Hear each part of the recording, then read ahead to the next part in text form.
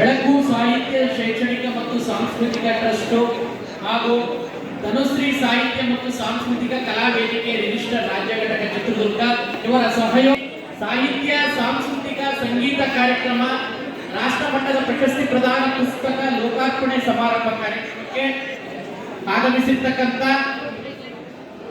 ಸಮ್ಮೇಳನದ ಅಧ್ಯಕ್ಷತೆಯನ್ನು ವಹಿಸಿಕೊಂಡಿರ್ತಕ್ಕಂಥ ಡಾಕ್ಟರ್ ಮಲ್ಲಿಕಾರ್ಜುನ ಸ್ವಾಮಿ ಹಿರೇಮಠ ಲಿಂಗಸಗೂರು ಅವರೇ, ಅದೇ ರೀತಿ ಶ್ರೀ ಎಸ್ ಪಾಟೀಲ್ ಸಂಪಾದಕರು ವಿಶ್ವದರ್ಶನ ದಿನಪತ್ರಿಕೆ ಹುಬ್ಬಳ್ಳಿ, ಚನ್ನಬಸವ ಸ್ವಾಮಿ ಹಿರೇಮಠ ಸಂಸ್ಥಾಪಕರು ಕಾರುಣ್ಯ ವೃದ್ಧಾಶ್ರಮ, ಶ್ರೀ ವಿ ಮನೋಹರ್ ನಿರ್ದೇಶಕರು ಕರ್ನಾಟಕ ಉಚ್ಚ ನ್ಯಾಯಾಲಯ ಬೆಂಗಳೂರು ಹಾಗೂ ಕಾರ್ಯಕ್ರಮದ ವೇದಿಕೆಯಲ್ಲಿ ಕುಳಿತುಕೊಂಡಿರ್ತಕ್ಕಂಥ ಎಲ್ಲ ಗಣ್ಯರಿಗೆ ವಂದಿಸುತ್ತಾ ಈ ಕಾರ್ಯಕ್ರಮದಲ್ಲಿ ಮೊದಲು ಕನ್ನಡದ ಜನಪ್ರಿಯ ಗೀತೆ ಹಾಡಿನ ಚರಣವನ್ನು ಹೇಳುವ ಮುಖಾಂತರ ಕಾರ್ಯಕ್ರಮವನ್ನು ಪ್ರಾರಂಭ ಮಾಡಿ.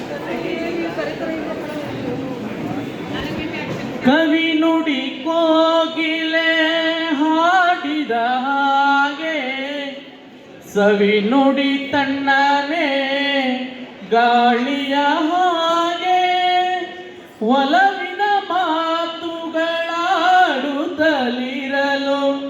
ಮಲ್ಲಿಗೆ ಹೂಗಳು ಅರಳಿದ ಹಾಗೆ ಮಕ್ಕಳು ನುಡಿದರೆ ಸಕ್ಕರೆಯಂತೆ ಅಕ್ಕರೆ ನುಡಿಗಳು ಮುತ್ತುಗಳಂತೆ ಪ್ರೀತಿಯ ನೀತಿಯ ಮಾತುಗಳೆಲ್ಲ ಸುಮಧುರ ಸುಂದರ ನುಡಿಯೋ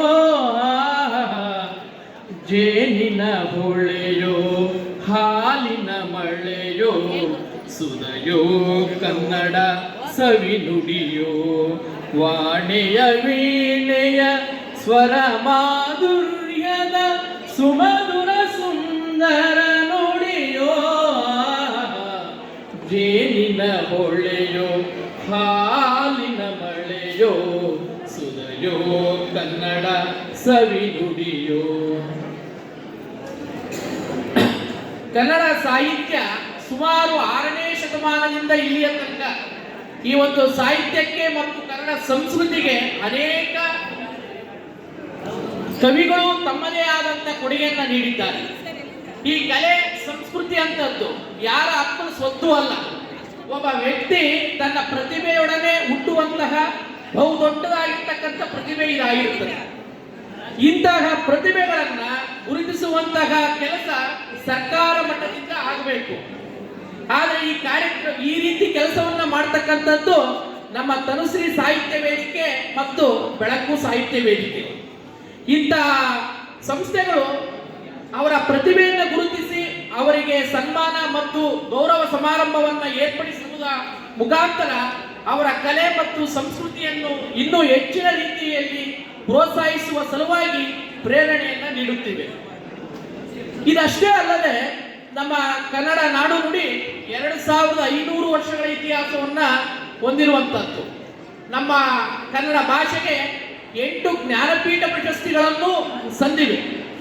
ಇದೆಲ್ಲವರದು ನಮ್ಮ ಕನ್ನಡ ಭಾಷೆ ಬಹಳ ಗಟ್ಟಿತನ ಹೊಂದಿರುವಂತಹ ಬಹುದೊಡ್ಡ ಭಾಷೆ ಅಂತ ನಾವು ಹೇಳ್ಬೋದು. ಇನ್ನು ಮುಖ್ಯವಾಗಿ ಹೇಳ್ಬೇಕಂದ್ರೆ ಕಲೆಗಳಿಗೆ ನಮ್ಮ ಭಾಷೆಯಲ್ಲಿ ಏನು ಬರ ಇಲ್ಲ. ಜನಪದ ಸಾಹಿತ್ಯ ಆಗಿರಬಹುದು, ತತ್ವ ಪದಗಳಾಗಿರಬಹುದು, ಹಾಡುಗಳಾಗಿರಬಹುದು, ಅದೇ ರೀತಿ ಕವನ ರಚನೆಗಳಾಗಿರಬಹುದು, ಈ ಎಲ್ಲ ವಿಭಾಗಗಳಲ್ಲಿ ಆಗಿರುವಂತಹ ವಿಶೇಷ ಶೈಲಿ ಮತ್ತು ರಚನೆಯನ್ನ ನಮ್ಮ ಕನ್ನಡ ಭಾಷೆ ಹೊಂದಿದೆ.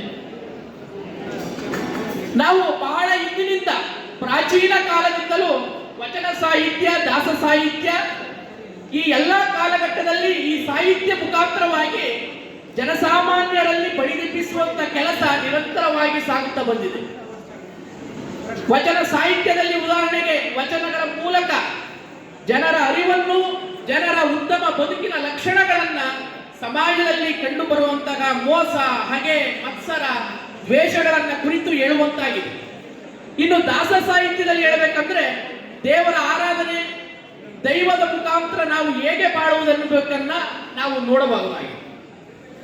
ಬರುತ್ತಾ ಆಧುನಿಕ ಕಾಲಘಟ್ಟಕ್ಕೆ ನಾವು ಬಂದ್ರೆ ನವೋದಯ, ನವ್ಯ, ದಲಿತ, ಬಂಡಾಯ ಸಾಹಿತ್ಯ ಎಲ್ಲಾ ಯುಗಗಳ ಸಾಹಿತ್ಯಗಳು ವಿಭಿನ್ನ ರೀತಿಯ ಶೈಲಿಗಳಲ್ಲಿ ತಮ್ಮ ವಿಭಿನ್ನ ಚಿಂತನೆಗಳ ಮುಖಾಂತರ ಕನ್ನಡ ನಾಡು ನುಡಿಗೆ ಅನೇಕ ಕೊಡುಗೆಯನ್ನು ಕೊಟ್ಟಿರುವಂಥದ್ದನ್ನು ನಾವಿಲ್ಲಿ ಸ್ಮರಿಸಬಹುದಾಗಿದೆ. ಇನ್ನು ಈ ಕಾರ್ಯಕ್ರಮದಲ್ಲಿ ವಿಶೇಷವಾಗಿ ಹೇಳಬೇಕಂದ್ರೆ ನಮ್ಮ ರಾಜು ಮತ್ತು ಮೇಟಿಗೌಡರ ಬಗ್ಗೆ ಹೇಳಲೇಬೇಕು. ರಾಜು ಅವರು ವೃತ್ತಿಯಲ್ಲಿ ಶಿಕ್ಷಕ, ಪ್ರವೃತ್ತಿಯಲ್ಲಿ ಸಾಹಿತಿ, ಕಾದಂಬರಿಕಾರ. ಇವೆಲ್ಲಕ್ಕಿಂತ ಮಿಗಿಲಾಗಿ ಒಬ್ಬ ಒಳ್ಳೆಯ ಸಂಘಟಕ. ತಾನೂ ಬೆಳೆದು ತನ್ನವರನ್ನು ಬೆಳೆಸುವಂತಹ ಅವರ ಗುಣ ಎಲ್ಲರಿಗೆ ಅಚ್ಚುಮೆಚ್ಚುವಂತಾಗತ್ತೆ.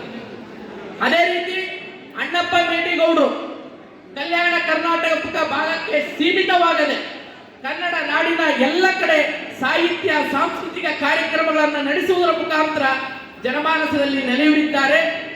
ಈ ರಾಜು ಮತ್ತು ಅಣ್ಣಪ್ಪ ಮೇಟಿಗೌಡರು ಈ ಒಂದು ಸಾಹಿತ್ಯ ಸಾಂಸ್ಕೃತಿಕ ಕಾರ್ಯಕ್ರಮಗಳ ತೇರಿನ ಎರಡು ಚಕ್ರಗಳಿದ್ದಾಗೆ ನಾವು ನೀವೆಲ್ಲ ಈ ತೇರನ್ನು ಎಳೆಯುವುದರ ಮುಖಾಂತರ ಅವರಿಗೆ ಬೆನ್ನೆಲುಬಾಗಿ ನಿಂತುಕೊಂಡು ನಡೆಯೋಣ ಅಂತ ಹೇಳುತ್ತಾ ನನಗೆ ಈ ಮಾತನಾಡಲು ಅವಕಾಶ ಮಾಡಿಕೊಟ್ಟಂತ ತಮ್ಮೆಲ್ಲರಿಗೂ ವಂದಿಸುತ್ತಾ ನಾನು ಈ ಪುಟ್ಟ ಭಾಷಣವನ್ನು ಮುಕ್ತಾಯ ಮಾಡುತ್ತಿದ್ದೇನೆ. ಜೈ ಹಿಂದ್, ಜೈ ಕರ್ನಾಟಕ.